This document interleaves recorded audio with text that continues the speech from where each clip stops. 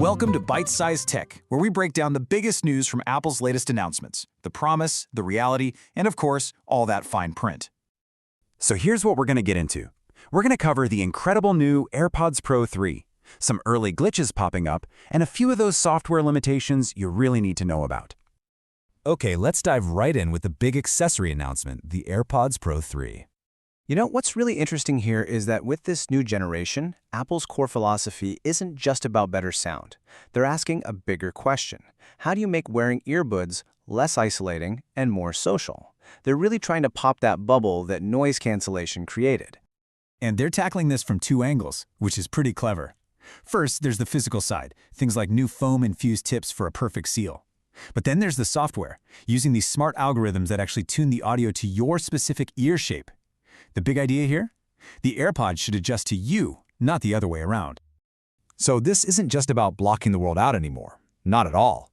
The real innovation is finding that perfect sweet spot, that balance between being totally immersed in your music and still having a real awareness of what's going on around you. And this is the big leap forward. We're moving from a simple on or off noise cancellation to something truly dynamic. This new adaptive audio can intelligently block out a loud construction site one moment and then seamlessly let in a coworker's question the next without you touching a thing. Now, let's look at a feature that just perfectly shows off this new hardware and software working together in harmony: live translation. But before we get into how it works, you got to understand the engine behind it.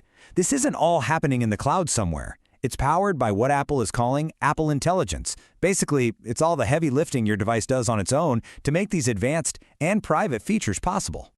And actually using it is surprisingly simple. You just set it up in the Translate app, and from then on, a simple press and hold on the AirPods stem turns your earbuds into a real-time translator for face-to-face conversations. How cool is that?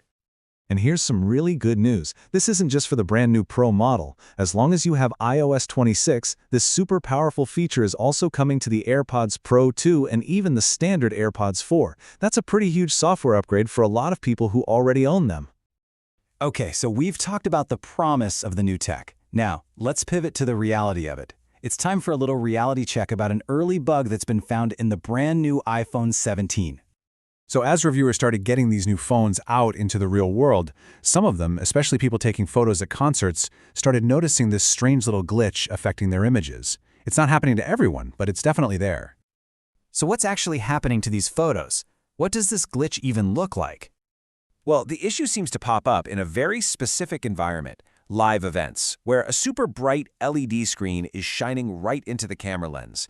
It causes these weird little black boxes or white squiggles to just appear in the photo.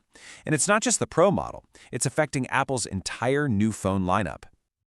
But here's the good news, and it's a big deal. This is not a permanent hardware flaw. Apple has already come out and acknowledged the issue, which is a huge step, and they've confirmed that a software patch is on the way to fix it. Phew. And that whole software fix then, it actually brings us to a broader theme in the Apple ecosystem: the fact that new software features often depend on what generation of hardware you own. Let's take a look at the new tvOS 26 for Apple TV to see what I mean. So just look at how these new features are split up. While pretty much everyone gets the core tvOS 16 update and some nice things like PS5 controller support, the biggest changes, like that flashy liquid glass UI, are reserved only for the very latest models. And this really highlights the reason for that split. I mean, think about it. iPhones get new hardware every single year, but the Apple TV is on a much longer cycle.